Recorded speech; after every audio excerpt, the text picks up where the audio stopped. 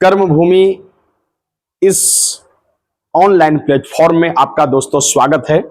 कालगांव की पावन धरती से मैं director Ravi sir competition GK GS के रूप में आज से यह लेक्चर और पीडीएफ क्लास प्रारंभ कर रहा हूं। दोस्तों, तमाम परीक्षा चाहे वह जीडी हो, एसएससी हो, बिहार पुलिस हो या फिर हो आपका बीपीएससी टीचर या आगामी आने वाले बीपीएससी या दरोगा हो, जहां भी यह इतिहास पूछा जाता है वहां का सारे परीक्षाओं में यह अंकदायी होगा। दोस्तों, हम बात कर रहे हैं आज इस कंपटीशन के क्लास में मुख्य रूप से इतिहास।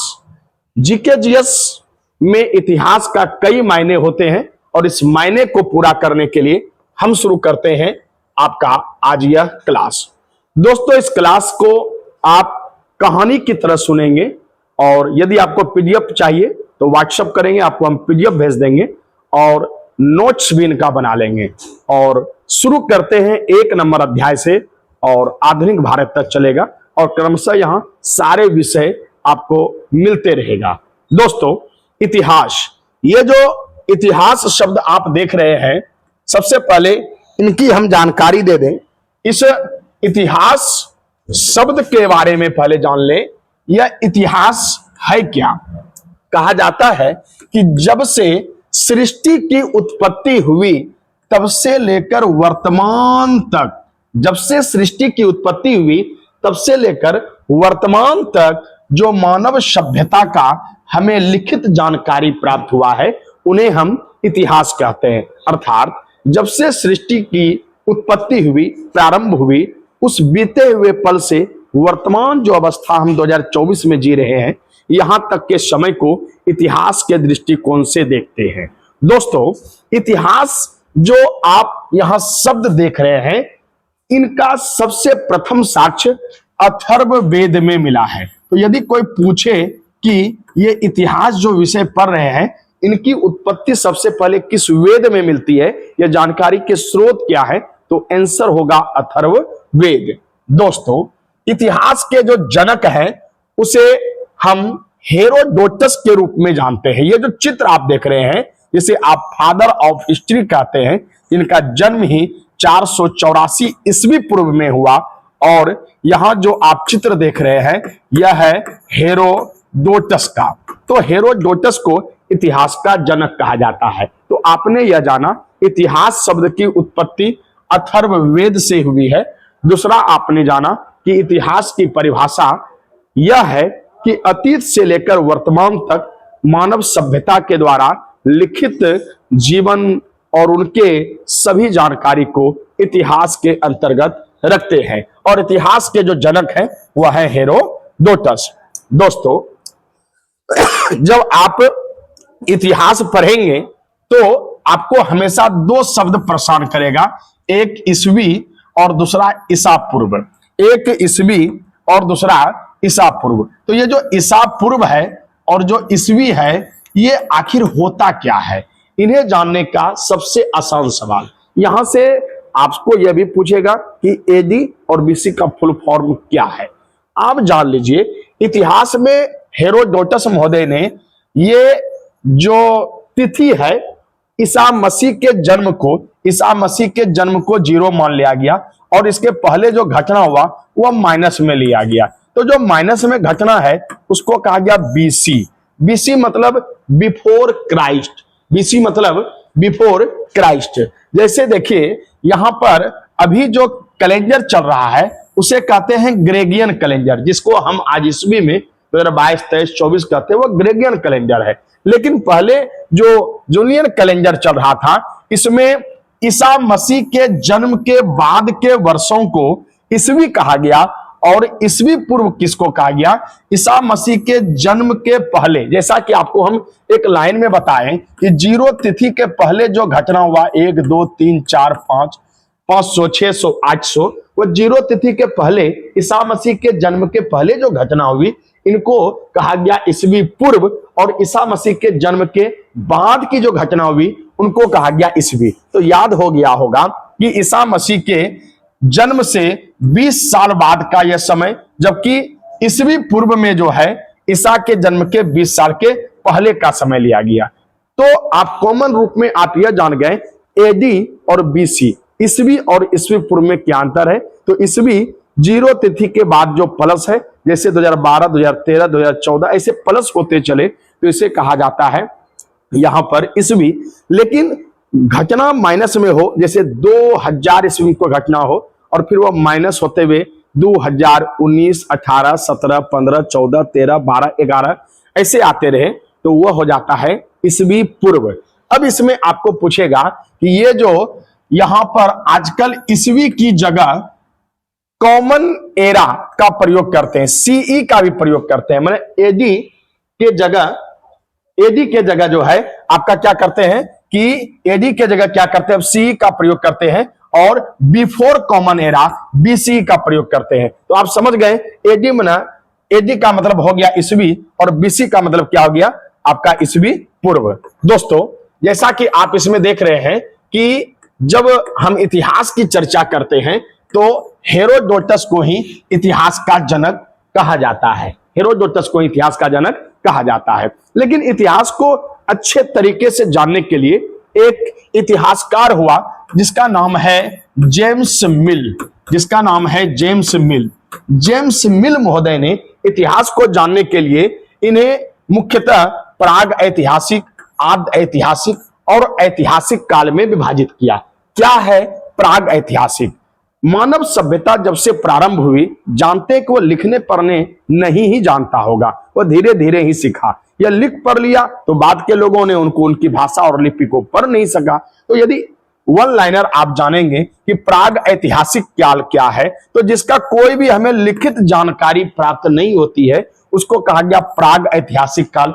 जिसकी हमें लिखित जानकारी तो प्राप्त होती है लेकिन उन्हें पढ़ा ही नहीं जा सकता है तो उसको कहा गया आद्य ऐतिहासिक काल। और जिसके हमें लिखित जानकारी मिलती है और उसे हम पढ़ भी सकते हैं तो उनको कहा जाता है क्या, ऐतिहासिक काल। तो हम सबसे पहले प्राग ऐतिहासिक काल के बारे में चर्चा करेंगे। दोस्तों जैसा कि आप यह छाया चित्र देख रहे हैं, प्राग ऐतिहासिक काल जो प्री हिस्टोरिक पीरियड है, इस काल में इस तरह के जो है लिपि होते थे, चित्रात्मक लिपि होते थे, चित्रों के द्वारा लिखे जाते थे, जिसे कि आज के लोग तो पढ़ ही नहीं सकते हैं उनकी लिपि क्या थी, बनावट क्या थी, भाषा क्या थी। तो जिसकी हमें लिखित जानकारी नहीं मिले, केवल एक सिंबॉलिक चित्र मिले, उसे हम कहते प्राग ऐतिहासिक काल। लेकिन हमें जब लिखित जानकारी तो मिला लेकिन उसको आज तक पढ़ा नहीं जा सका, उसका उदाहरण है हड़प्पा सभ्यता। हड़प्पा सभ्यता की लिपि जो बुस्टराफेदन लिपि है वो आज तक तो पढ़ा ही नहीं जा सका, इसलिए यह लिखा हुआ तो लिपि मिला लेकिन उसकी कोई लिखित जानकारी हमें मिली नहीं। और तीसरी बात, जिसमें इतिहास की लिखित जानकारी इस प्रकार मिलती है और आज के मानव उसे पढ़ भी लेते हैं, उसे हम कहते हैं ऐतिहासिक काल। तो इसकी हमें लिखित जानकारी प्राप्त हुई है। चूंकि हम सब शुरू कर रहे हैं इंडियन हिस्ट्री और इंडियन हिस्ट्री में बात करते हैं प्राचीन भारतीय इतिहास, तो प्राचीन भारतीय इतिहास को जानने से पहले भारत की पृष्ठभूमि को देखेंगे बच्चों।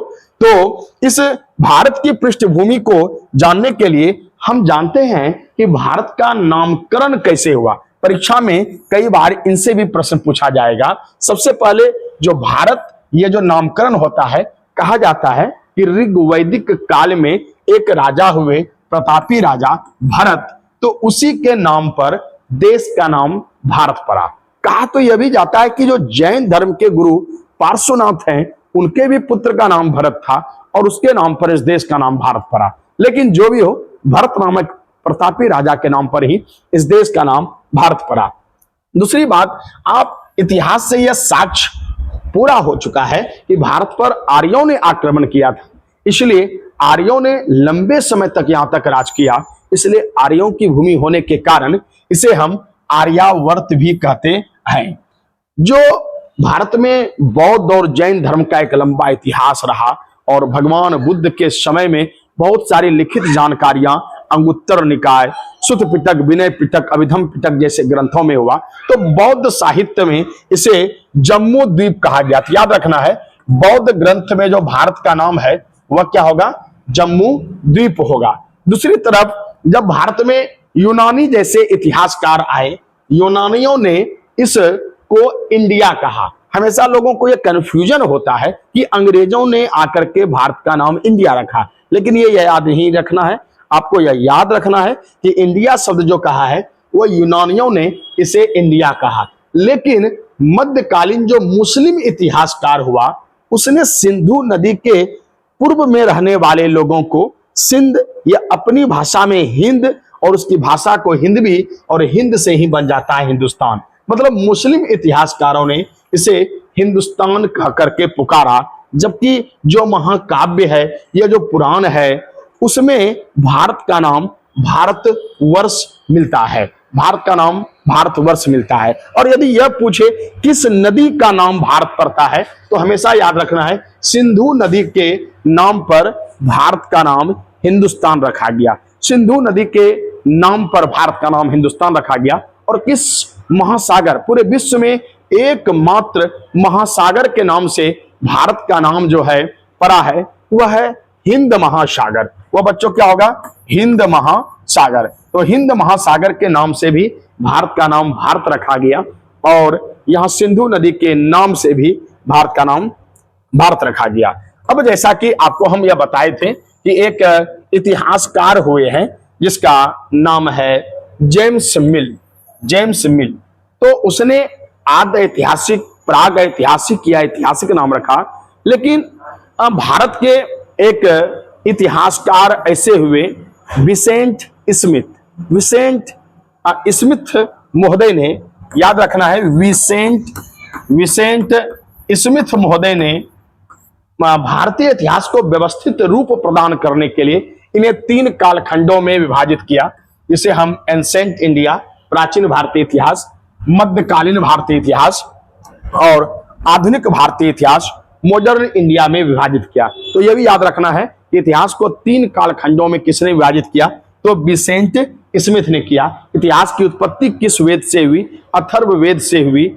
और जेम्स मिल ने इतिहास को अलग अलग अध्ययन के अनुसार प्राग ऐतिहासिक, आद्य ऐतिहासिक और आधुनिक में बांटने का काम किया था। हम सब बात करेंगे इन्हीं बातों का, और ये जो आप पढ़ रहे हैं उसका नाम है कर्मभूमि आर्ट्स वाला, यह यूट्यूब चैनल है। आपको यदि वीडियो अच्छा लग रहा हो तो जरूर लाइक करें और उसको सब्सक्राइब भी कर लें ताकि आपको नोटिफिकेशन मिलता रहे। दोस्तों, हम जब इतिहास को पढ़ रहे हैं तो आप जब किसी भी प्रकार की परीक्षा दीजिएगा तो सबसे ज्यादा प्राथमिक जो प्राचीन भारतीय इतिहास से प्रश्न पूछे जाते हैं वो प्राचीन भारतीय इतिहास को जानने के स्रोत से पूछे जाते हैं। तो आपको ये स्रोत को बेहतर तरीके से पढ़ना है ताकि एक भी प्रश्न नहीं पूछ यहां से जो है नहीं छूटे। और दूसरी बात की आपको यह मन में भ्रम नहीं रखना है कि इनको पढ़ने से क्या परीक्षा निकलेगी। गारंटी है कि इनसे बाहर भी प्रश्न नहीं रहेगा, लेकिन हमारे तथ्यों को बार बार देखें और दोहराएं और मन में याद रखें तो सारी परीक्षा आपकी कदम चूमेंगे। दोस्तों, हम प्राचीन भारतीय इतिहास की जानकारी के स्रोत को हम मुख्यतः 2 भागों में बांटते हैं। यूं तो साधारण तौर पर इसे एक तरफ लिखित स्रोत और दूसरी तरफ अलिखित स्रोत के रूप में जानते हैं, लेकिन इतिहास की भाषा में इसे एक और नाम हम देते हैं बच्चों को समझाने के लिए, जिसे हम कहते हैं साहित्यिक स्रोत। और एक स्रोत का नाम जो है वह होता है पुरातात्विक स्रोत और साहित्यिक स्रोत क्या होता है उस पर हम विस्तार से चर्चा करेंगे। लेकिन साहित्यिक स्रोत और पुरातात्विक स्रोत के अंतर्गत साहित्यिक स्रोत में धर्म ग्रंथ होगा और ऐतिहासिक किताब होगा, जैसे वेद पुराण, ये सब के बारे में आप पर चर्चा करेंगे कि वेद पुराण, अरण्यक, स्मृति, महाकाव्य, उपनिषद, ये सारे जो धर्म ग्रंथ हैं वो भी हमें जानकारी के स्रोत देते हैं। दूसरी बात, जो विदेशी यात्री यहाँ पर आए और उन्होंने बहुत सारी किताब को लिखे, जैसे तिब्बती यात्री लामा तारानाथ, मेगास्थनीज की इंडिका, या फिर चीनी यात्री वेनसांग फायान की रचना सीयू की, ये सब भी हमें प्राचीन भारतीय इतिहास की जानकारी के स्रोत देते हैं। और जैसे कि पुरातात्विक स्रोत का शब्द यहाँ लिखा है बच्चों, तो पुरातात्विक स्रोत हम कहते हैं, जैसे हम विक्रमशिला घूमने के लिए गए लाल किला देखने के लिए गए तो वो जो खंडहर जो व्यवस्थित रूप से हम देखें वह होता है आपका पुरातात्विक स्रोत। दोस्तों इसी के अंतर्गत हम सब यहां जानेंगे कि जो धर्म ग्रंथ और ऐतिहासिक स्रोत जो यहाँ लिखे गए हैं इसको अध्ययन के दृष्टिकोण से एक ब्राह्मण साहित्य और एक ब्राह्मणोत्तर साहित्य। ब्राह्मण साहित्य मतलब जो प्रारंभिक अवस्था में लिखा गया और ब्राह्मणोत्तर साहित्य का मतलब हुआ तो 1500 ईस्वी पूर्व के बाद लिखा गया। तो इन पर भी हम सब चर्चा करेंगे। आपको बेहतर तरीके से समझने के लिए इस तरह का छाया चित्र आपको दिखा रहे हैं ताकि पिक्चराइज आपको ज्यादा समझ में आए। प्राचीन भारत में हमारे ऋषि मुनि साधु संत ये रिसर्च करते थे विषय वस्तु पर, इसलिए रिसर्च करने वाले को ही ऋषि कहा गया। ये ऋषि का मतलब केवल बाबा आप न समझ लें, ये बहुत ही बड़ी डिग्री होती थी ऋषि। उसके ऊपर जो होते थे महर्षि होते थे, राजर्षि होते थे, तो एक से एक डिग्री भी होती थी और ये अध्ययन करके साहित्य की रचना करते थे। दोस्तों ब्राह्मण साहित्य के अंतर्गत जैसा हमने चर्चा किया था कि परीक्षा में पूछा जाएगा कि ब्राह्मण साहित्य के अंतर्गत कौन से ग्रंथ आएंगे, तो ब्राह्मण साहित्य के अंतर्गत वेद आएंगे, वेदांग आएंगे, उपनिषद आएंगे, अरण्यक आएंगे, ब्राह्मण ग्रंथ आएंगे। इसके अलावे पुराण, स्मृति ग्रंथ और महाकाव्य में आपको रामायण और महाभारत होगा।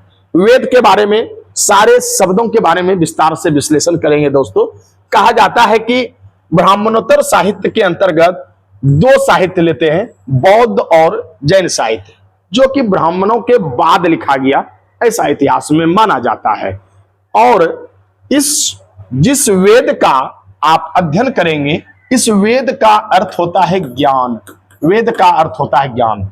मानव जीवन में मेरे रिश्ते नाते अपने पराये कौन हैं, क्या मेरी पहचान है, ये सारी सभ्यताएं संस्कृति क्या है, ये सारे ज्ञान तो हमें वेद से ही तो प्राप्त होते हैं।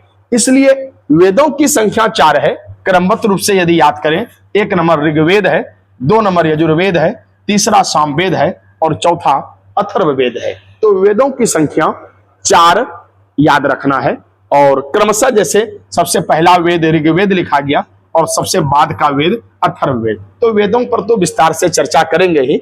वेद जो है वो भारत का सबसे प्राचीन धर्म ग्रंथ है और वेद को लिखने वाले उसको संकलन करता है उसका याद नाम रखना है महर्षि कृष्ण द्वैपायन वेद व्यास जी।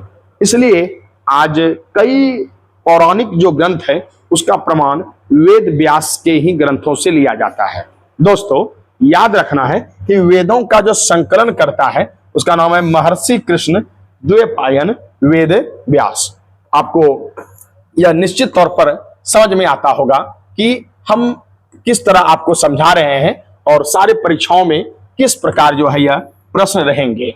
दोस्तों ये वेदों में हम सब ये भी चर्चा करेंगे, आपके मन में होगा कि ये तंत्र मंत्र जादू टोना भूत पिशाच कहां से आता है, उसकी भी चर्चा करेंगे। लेकिन परीक्षाओं में पूछा जाएगा कि संस्कृत भाषा के विद शब्द से वेद शब्द की उत्पत्ति हुई है। विद शब्द से वेद शब्द की उत्पत्ति हुई है और जिसका अर्थ है पवित्र एवं आध्यात्मिक ज्ञान। जैसा कि हम प्रारंभिक अवस्था में ही आपको बताएं कि वेद का अर्थ ज्ञान होता है, तो वेद संस्कृत के विद शब्द से निकला है और जिसका अर्थ होता है पवित्र एवं आध्यात्मिक ज्ञान। सबसे प्राचीन धर्म ग्रंथ ऋग्वेद जबकि सबसे बाद का अथर्ववेद है। तो सबसे प्राचीन यदि लिखा हो तो ऋग्वेद और बाद में अथर्ववेद।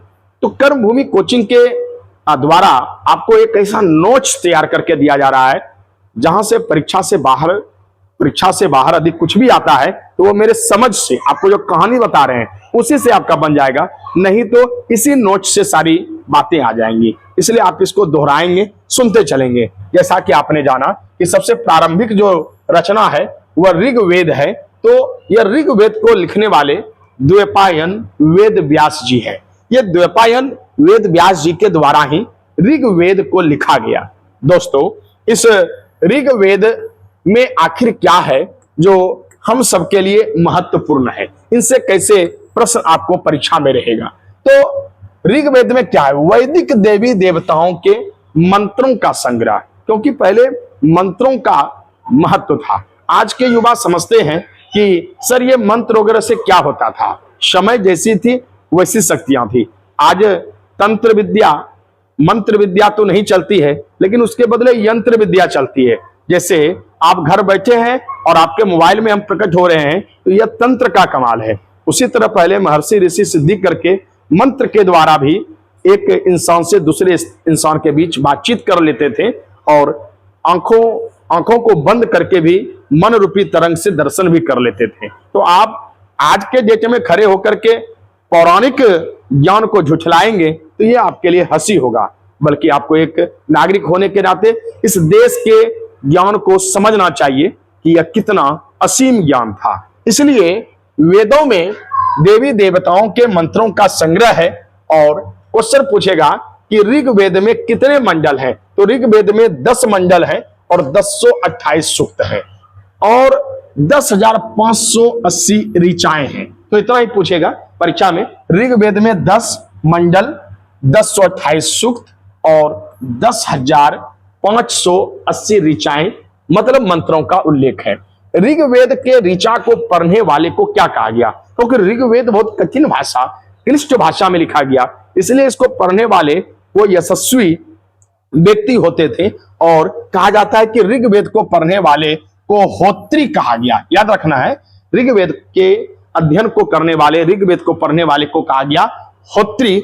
दूसरी तरफ उस समय वशिष्ठ, विश्वामित्र, भारद्वाज, वामदेव, अत्रि, गृहस्थमस ऋषि, ये सब भी ऋग्वेद को लिखने में सहायता प्रदान जो महर्षि द्वैपायन वेद व्यास जी का था उनको किया करते थे, इसलिए इनके नाम आते हैं। कहा जाता है कि प्राचीन काल में स्त्रियों का भी समान दर्जा था, स्त्रियों का भी महत्वपूर्ण दर्जा था, और यह दर्जा कभी खत्म नहीं हो सकता। आपको जानकर आश्चर्य होगा कि ऋग्वेद में ये पोलमी, सची, कछावृति, घोषा, सची, ये सब कुछ लड़कियां हैं जो कि ऋग्वेद को लिखने में सहायता प्रदान की है। महिलाएं हैं, विदुषी महिलाएं हैं, जानकार महिलाएं हैं, विद्वान महिलाएं हैं जो वेद को लिखने में सहायता प्रदान की है। इसका मतलब यह हुआ कि प्राचीन काल में पुरुष और स्त्रियों के बीच शैक्षिक, नैतिक और आर्थिक स्तर पर कोई भी भेदभाव नहीं था।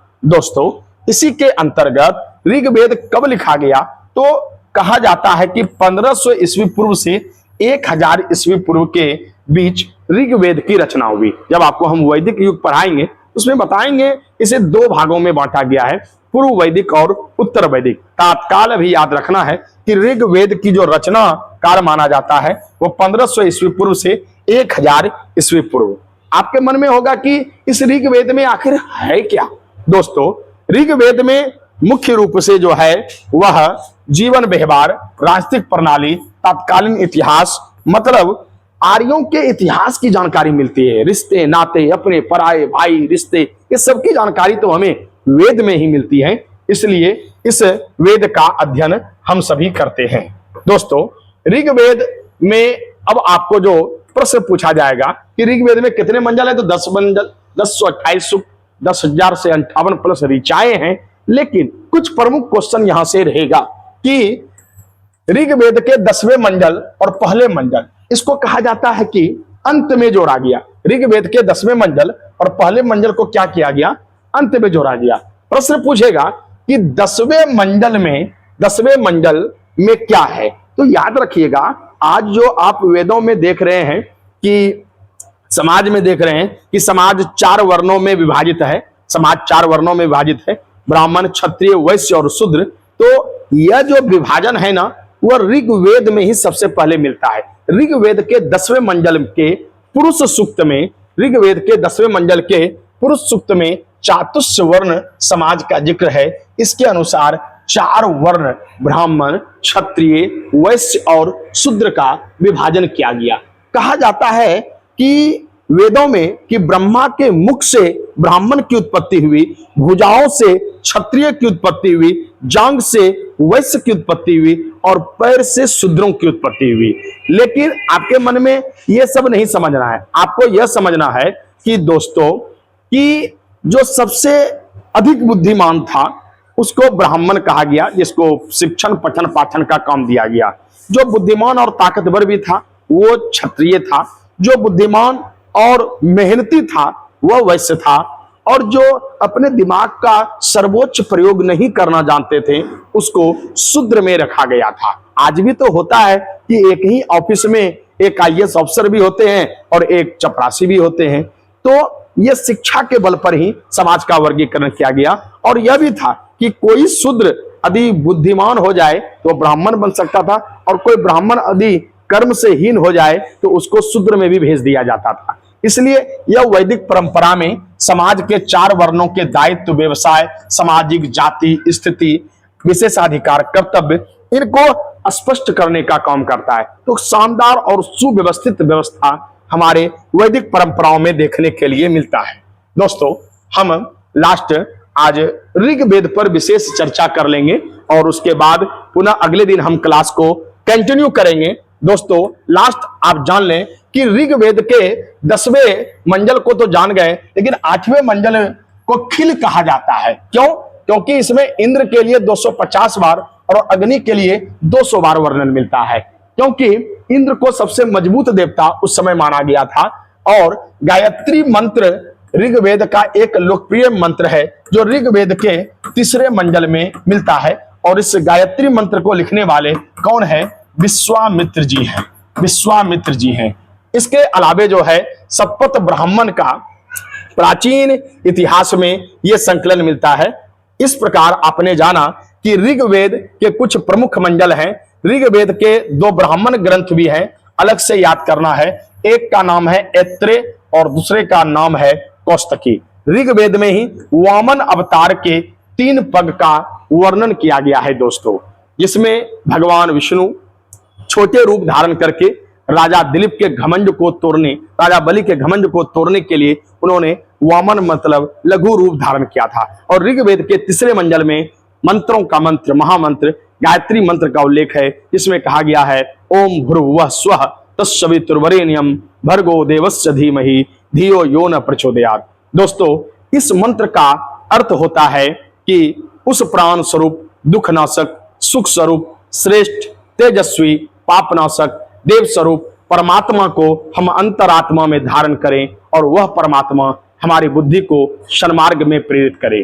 तो दोस्तों, आपने निश्चित तौर पर आज का पहला लेक्चर समझा और इसे आप याद करिएगा। कल पुनः आपको दूसरा लेक्चर मिलेगा। तब तक के लिए शुभ संध्या। जय हिंद, जय भारत।